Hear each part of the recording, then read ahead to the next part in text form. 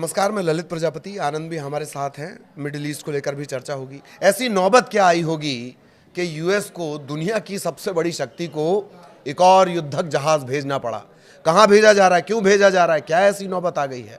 और आखिर नेतन्याहू भागे भागे तो गए थे ट्रंप से मुलाकात करने के लिए। मुलाकात हुई, हो रही है, मुलाकात हुई, क्या बात हुई, पर मीडिया से इतनी दूरी, जबकि दोनों ही नेता बहुत मीडिया फ्रेंडली हैं। एक और महत्वपूर्ण बात है कि आखिर वो क्या डर है, क्या दहशत है, क्या परेशानी है और क्या वो प्लानिंग है कि अचानक से अमेरिका जो अपने air base, naval base, military base है ईरान के इर्द गिर्द, उन्हें मजबूत करने लगा है। कोई तो बात होगी, कोई तो योजना होगी। और इन सब के बीच अगर ईरान से खामेनेई क्रांति की वर्षगांठ मनाते हुए नजर आ जाएं तो जाने किस किस के सीने पर सांप लौट जाए। इसी के इर्द गिर्द सारी चर्चा होगी। सबसे पहले अपडेट लेंगे और शुरुआत करेंगे कि naval base, air base, military base, किसका डर, वो भी सुपर पावर को। आनंद जी बिल्कुल, आप सही कह रहे हैं। दरअसल अमेरिका के मिडिल ईस्ट में बहुत सारे एयरबेस हैं। अब मिडिल ईस्ट में जिस तरीके से ईरान का लगातार एक तरीके से कड़ी प्रतिक्रिया आ रही है कि अगर हमला हमारे पे होता है, ईरान पे अगर अटैक होता है, तो मिडिल ईस्ट में जितने भी अमेरिकी एयरबेस है वो निशाने पे रहेंगे ईरान के। यही कारण है और यही डर है कि अमेरिका ने सबसे पहला जो कदम उठाया है वो कतर से उठाया है। कतर के जो अल उदैद बेस पर दरअसल वहाँ पर अमेरिका ने पैट्रियट मिसाइलों को मोबाइल लॉन्चिंग पर तैनात कर दिया है। तो मोबाइल लॉन्चरों पर तैनात करने का ये तात्पर्य एकदम स्पष्ट समझ में आता है कि ईरान के साथ जो तनाव को लेकर के या फिर सुरक्षा को लेकर के जो संकेत थे, अब उसको अमेरिका पकड़ना शुरू कर दिया है। और यही कारण है, खबर तो अभी कतर की हमारे सामने आई है, लेकिन कुछ सोर्सेज के हवाले से ये भी खबर है कि जितने भी एयरबेस है सऊदी में, यूएई में, या फिर आप इधर देख लीजिए कतर में, तो इन सभी मिडिल ईस्ट में जितने भी एयरबेस है वहाँ पर पेट्रियट मिसाइलों को मोबाइल लॉन्चरों से तैनात किया जा रहा है। कतर वही है अल उदैद जहाँ पर एक बार और जून के दौरान हमला। बिल्कुल आप सही कह रहे हैं और ये अच्छा आपने याद दिलाया। जून में जो 12 दिन के हमले हुए थे उसके दरमियान या फिर उसके बाद जो ईरान ने प्रतिक्रिया दी थी या फिर ईरान ने जो हमला किया था, तो वो ईरान ने यही दावा किया था कि मैं कतर के एयरबेस पर हमला किया हूँ। इस टाइप से उनका कुछ दावा था उस टाइम। हालांकि अभी अमेरिका इसको पुष्टि नहीं किया है, लेकिन हाँ, उससे ईरान को बहुत ज़्यादा नुकसान हुआ था। यही कारण है कि ईरान पहले संकेत दे रहा है कि आप अपने मिडिल ईस्ट में जितने भी एयरबेस हैं उसको बचा लीजिए। दूसरा जो प्रॉक्सी है अमेरिका का वहाँ पर इजराइल, उससे सबसे ज़्यादा खतरा है। और यही कारण है कि जैसा आपने बोला कि भागे भागे अमेरिका पहुंचे हुए नेतन्याहू, और नेतन्याहू का इन 13 महीने में, यानी कि इन 13 महीने में ट्रंप से जो है कि ये 7वां मुलाकात है, 7वां बातचीत है। और ये अभी बातचीत हुई है या फिर हो रही है ओवल ऑफिस में, ये अभी स्पष्ट नहीं हो पाए क्योंकि इस बैठक से मीडिया को दूर रखा गया है। और आने वाले समय में मीटिंग खत्म होने के बाद हमको लगता है कि एक बार फिर से ओवल ऑफिस में प्रेस कॉन्फ्रेंस होगी, जहां पर दोनों नेता, जैसे कि ट्रंप पहले करते आए हैं, हो सकता है कि नेतन्याहू और ट्रंप प्रेस कॉन्फ्रेंस करें इस बैठक को लेकर के। हाँ, लेकिन इस बैठक से बहुत कुछ सोर्सेज जो निकल करके सामने आ रहे हैं वो ये आ रहे हैं कि ट्रंप से मुलाकात से पहले जो है कि नेतन्याहू की बैठक हुई है, और ये बैठक हुई है कुशनर और स्टीव विटकॉफ के साथ। और इस बैठक में ट्रंप नेतन्याहू ने गाजा की समस्याओं को रखा है और साथ ही उन्होंने अन्य मुद्दों को भी शेयर किया है। लेकिन इसमें जो ट्रंप से जो बैठक हुई है, अभी ये स्पष्ट नहीं हुआ है कि अभी किन किन मुद्दों पे बात हो रही है उनकी या हो चुकी है। लेकिन ये बता दें कि नेतन्याहू अगर बात करने गए हैं, और इस दरमियान, क्योंकि आपको भी पता है कि शुक्रवार को पहली जो बैठक थी वो हो चुकी है और उसका अभी कोई निर्णय नहीं आया, लेकिन ट्रंप ने ऐलान कर दिया है कि ये जो दूसरी बैठक है, दूसरे दौर की जो बैठक है, ये दूसरे हफ्ते में, मतलब अगला हफ्ते में, जो आने वाला हफ्ता है उसमें होना है। ये बैठक को लेकर मैं एक चीज और, थोड़ा सा मैं ईरान से आनंद हटना चाहूंगा। ईरान को लेकर हम फिर चर्चा पे लौटेंगे। बिल्कुल। क्या इस बैठक के दौरान गजा को लेकर कोई फटकार सुनाई जाएगी? एक तरफ आप 20 पॉइंट्स का पीस बोर्ड बना रहे हैं, बोर्ड ऑफ पीस बना रहे हैं, और जब से आपने बोर्ड ऑफ पीस बनाया है तब से ऐसा लगता है कि लगातार इजराइल वहाँ पर अटैक कर रहा है। आप कह रहे हैं कि उस रास्ते को, एकमात्र रास्ता जो है, जो मेरे ख्याल से मिस्र की तरफ खुलता है और एक इजराइल की तरफ खुलता है, उसे आपने बिल्कुल बंद कर रखा है। आपने कहा है कि हम नहीं जाने देंगे, पूरी चेकिंग करने के बाद जाने देंगे। फिर आप लगातार युद्ध विराम का उल्लंघन कर रहे हैं, बार बार फायरिंग हो रही है। तो कोई फटकार मिलेगी या उसी तरह शय यहाँ पर मिलती रहेगी? देखिए, हमेशा से ईरान अमेरिका जो है कि इजराइल का सपोर्ट करता आया है, चाहे वो आप जो बाइडन की सरकार में देख लीजिए या फिर ट्रम्प की सरकार में देख लीजिए। इसके पहले, जो बाइडन के पहले भी ट्रम्प की सरकार थी उस समय भी। और ये आप इतिहास खंगालेंगे तो आपको अमेरिका इजराइल के साथ खड़ा दिखता रहेगा हमेशा, और ये आने वाले समय में भी ऐसा होता रहेगा। ऐसा अनुमान इसलिए है क्योंकि आपको भी पता है, और जिस तरीके से मिडिल ईस्ट में पूरे मुस्लिम कंट्रियों को दबाव में या फिर एक कह लें कि प्रेशर जो बनाता है इजराइल, वो और कोई देश बना नहीं सकता है मिडिल ईस्ट में।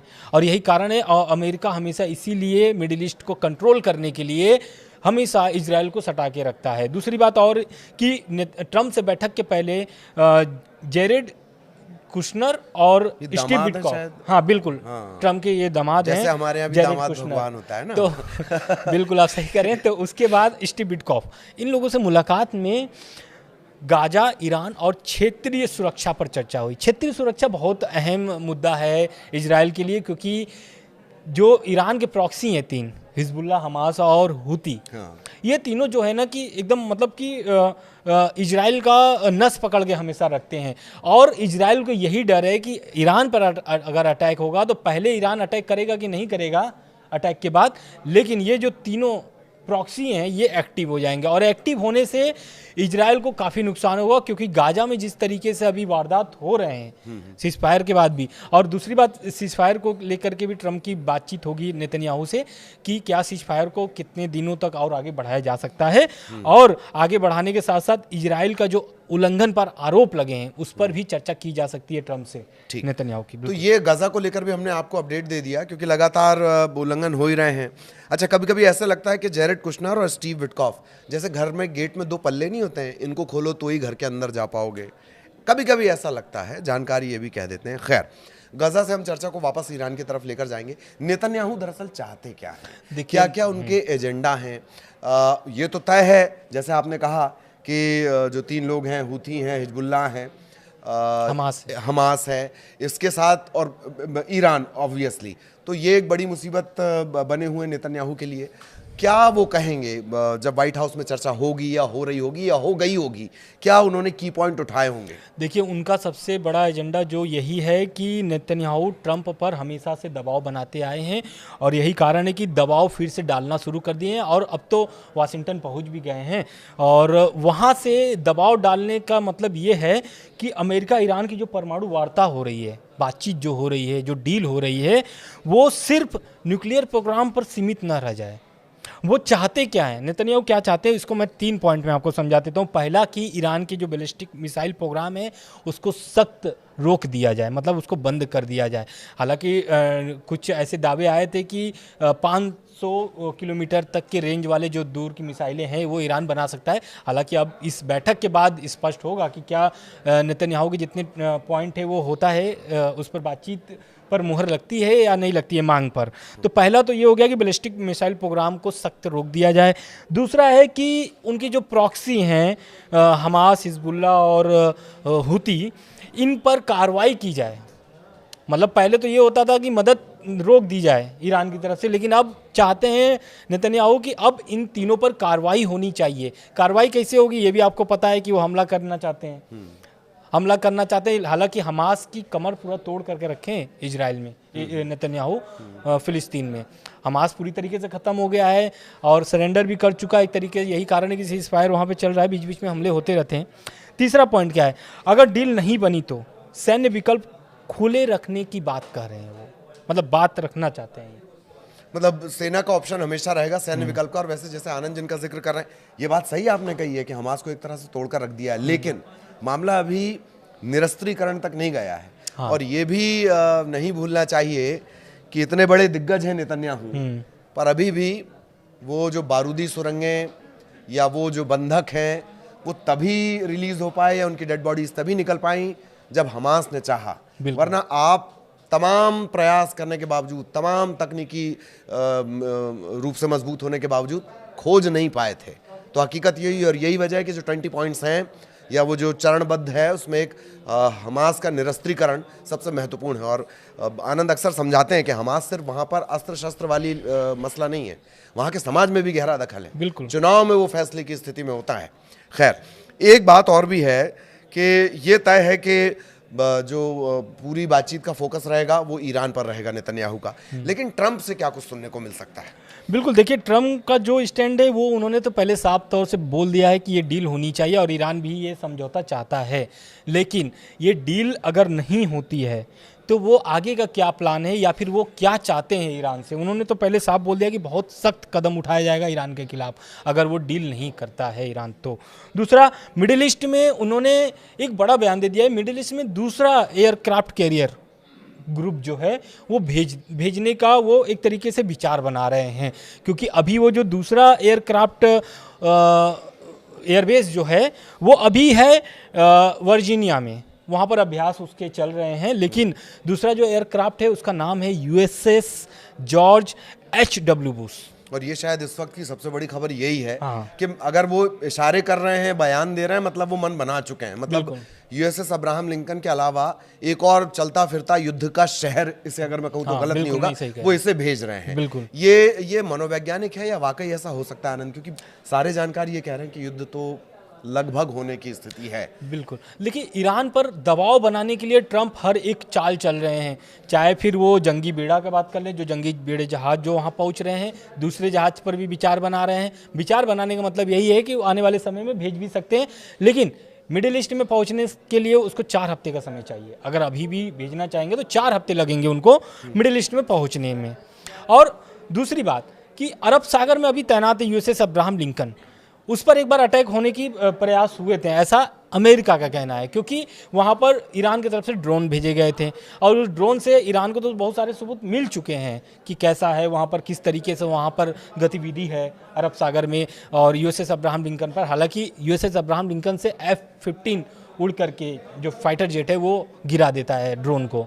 लेकिन सबसे बड़ी चिंता का बात यह है कि दूसरा जंगी बेड़ा भेजने का, यानी कि एयरक्राफ्ट भेजने का ये तात्पर्य या फिर क्या संकेत है, ये स्पष्ट ये नज़र आता है, जैसा जानकार कहते हैं कि ये सिर्फ और सिर्फ ईरान पर दबाव बनाने के लिए किया जा रहा है। बाकी इससे और कुछ भी तथ्य या तर्क निकाल नहीं सकते हैं, क्योंकि यूएसएस अब्राहम लिंकन अपने आप में बहुत ही काबिल है और वो चाहे तो हमला कर सकता था, लेकिन वहाँ जाने के बाद भी पीछे लौटकर अरब सागर की तरफ मुड़ गया।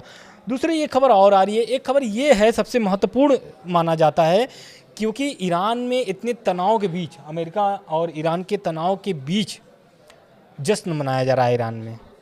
तो बताइए आप ईरान में जश्न के थोड़ा ये मैं दरअसल ईरान के बारे में पूरा अपडेट आपसे जानना चाह रहा था कि क्या कुछ अपडेट आपके पास ईरान को लेकर है। और इसका ये 2 बातें जो आज ये पूरी चर्चा हो रही है ना, इसमें 2 सबसे ज़्यादा महत्वपूर्ण हैं। एक तो दूसरा जो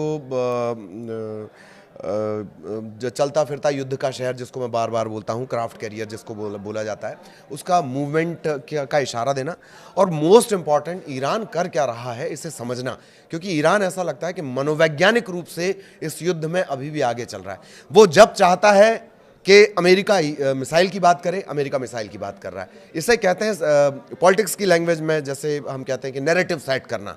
तो क्या मनोवैज्ञानिक तौर पर ईरान इसे सेट कर रहा है? अब जबकि इतना युद्ध की स्थितियां चल रही हैं, उसने कहा कि नहीं, हम तो 1979 की जो क्रांति थी भाई साहब, उसके ऊपर जश्न मनाएंगे। हालांकि इसके और भी कई मायने होंगे, इसे डिकोड करते हैं ये जश्न, इसके मायने, और ईरान से क्या कुछ और अपडेट आपके पास? देखिए, खामनेई साहब जो है कि बहुत दिनों तक खबरें ऐसी सामने आ रही थी कि खामनेई साहब बंकर में छुपे हुए हैं, लेकिन कुछ ये 15 दिनों से बाहर आकर के वो एक तरीके से खुला चेतावनी या फिर खुली बयान दे रहे हैं अमेरिका के खिलाफ या फिर इजराइल के खिलाफ।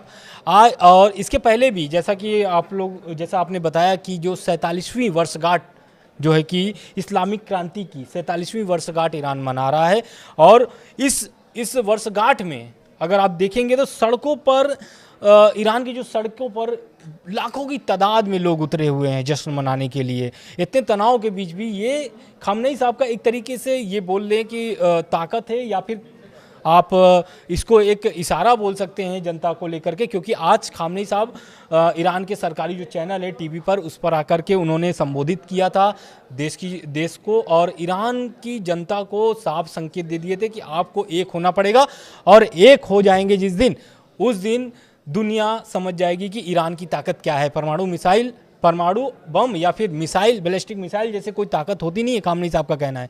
खामनेई साहब का कहना है कि इससे भी बढ़कर के है ईरान की एकता। जनता में अगर एकता रहेगी तो कोई भी, दुनिया की कोई भी ताकत आकर के ईरान को हिला नहीं सकती है।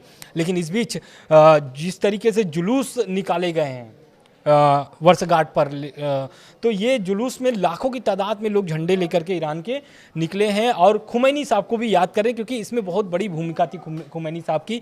उन्होंने ही इस्लामिक क्रांति की स्थापना की थी, और खुमैनी साहब को याद करके यही हर साल वर्षगांठ जो कि मनाया जाता है 11 फरवरी को, जो आज की डेट में। और 47वीं वर्षगांठ में एक और महत्वपूर्ण बात आई है, ईरान के जो राष्ट्रपति हैं मसूद पेजेस्कियान ने आज़ादी स्क्वायर पर भाषण दिया है, और उन्होंने साफ संकेत दे दिए, साफ बयान दे दिए हैं कि ईरान परमाणु हथियार नहीं बनाना चाहता, और वो किसी भी सत्यापन या वेरिफिकेशन जिसको बोलते हैं के लिए वो तैयार है। मतलब किसी भी लड़ाई लड़ने के लिए तैयार है, लेकिन वो परमाणु बम नहीं बनाना चाहता। लेकिन जिस तरीके से आप अमेरिका और इजराइल को बोल रहे हैं, जिस तरीके से आप प्रेशर बना रहे हो ईरान पर, आने वाले समय पर ईरान चुप नहीं बैठेगा। कुछ अगर ईरान अगर कर सकता है तो जैसा कि आपने देखा कि ड्रोन भेज करके सबूत निकालना, क्योंकि ईरान हमेशा से चुप बैठता नहीं है और इस बार भी चुप नहीं बैठा है। लगातार अमेरिका के बयानों पर या फिर कार्रवाइयों पर प्रतिक्रिया लगातार देता जा रहा है। बिल्कुल लगातार रिएक्शन भी आ रहे हैं। और बहमन या आदर्श ने मुझे शब्द, आनंद ने मुझे शब्द बताया है, जो वर्षगांठ वहाँ पर मनाई जा रही है इस्लामिक क्रांति की। ये जो पहलवी के ख़ानदान है, मतलब वंशज हैं, उनसे सत्ता, इस्लामी शासन ये खुमैनी साहब ने लिया, और उसके बाद उनके जो उत्तराधिकारी हैं खामेनी। एक और बात है आनंद, जो आज हमने सुबह इसको लेकर एक वीडियो भी बनाया है। इसमें कहा गया है कि अमेरिका का ओवर कॉन्फिडेंस, या सबको लग रहा था कि ये तो भाई एक इस्लामिक धर्मगुरु हैं, ये क्या एक लीडर की तरह मिसाइलें बनवा देंगे, परमाणु बम बनवा देंगे, या इतना तेज़ी से काम करवा देंगे। लेकिन ईरान ने वो कर दिखाया। आज सारी जगह उसकी मिसाइलों की, खुर्रम शहर, सेजिल, हमा, जो उसकी अलग अलग मिसाइलें हैं, हर जगह उनकी चर्चा हो रही है। तो यहाँ तो उन्होंने फेल कर दिया कि वो बहुत खामोशी से काम करते रहे। अब आप देखिए, मैंने पिछले वीडियो में भी जिक्र किया है, जून में आपने कहा कि सब तहस नहस कर दिया, सारे परमाणु संयंत्र और ये सब संस्थान उड़ा दिए गए। उसके बाद आप देख लीजिए, जुलाई, अगस्त, सितंबर, अक्टूबर, नवंबर, जनवरी, इन करीब करीब 6 महीनों में आज ईरान कह रहा है कि हमने ना सिर्फ रफ्तार बढ़ा ली मिसाइलों की, बल्कि मारक क्षमता बढ़ा ली, और बल्कि एक टारगेटेड अब मिसाइल बना लिए। तो खामेनेई साहब ने वो इस्लामी धर्मगुरु से निकलकर एक लीडर की तरह भी काम किया है।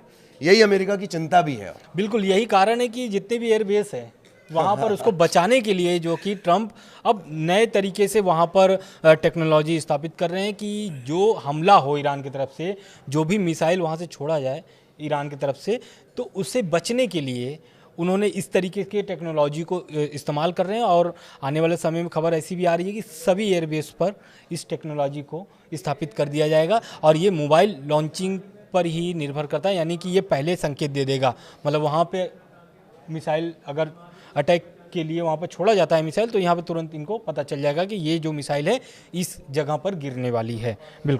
बिल्कुल, मतलब सिस्टम को इस तरह से किया जा रहा है। एयर डिफेंस सिस्टम जिसे हम बोलते हैं, जिसका जिक्र होता है तो इजराइल का हमेशा हम कहते हैं, या जैसे हमारे पास S-400 एयर डिफेंस सिस्टम है, इस तरह का डिफेंस सिस्टम वो अपने हर जगह, जो नेवल बेस है, मिलिट्री बेस है, एयरफोर्स के बेस है, वहाँ वो लगा रहा है। तो आज की जो मेन पॉइंट रहे कि एक जश्न मनाया जा रहा है, इसके क्या मानी है वो हमने आपके लिए डिकोड किया। एक ये हमने आपको बताया कि नेतन्याहू और ट्रंप के बीच की मुलाकात ये बहुत मायने रखती है। इसी के बाद तय होगा, ईरान ने जो करना था, बताना था, दिखाना था, वो कर चुका है, लेकिन ट्रंप और नेतन्याहू मिलकर क्या करेंगे, इस पर सबकी निगाहें टिकी हुई हैं। अमेरिका ऐसा लगता है टाइम बाय कर रहा है, हो सकता है इसके पीछे कोई रणनीति हो। ये सारे इंपॉर्टेंट पॉइंट्स आगे भी इसी तरीके से इजी लैंग्वेज में हम आपके लिए डिकोड करते रहेंगे। नमस्कार।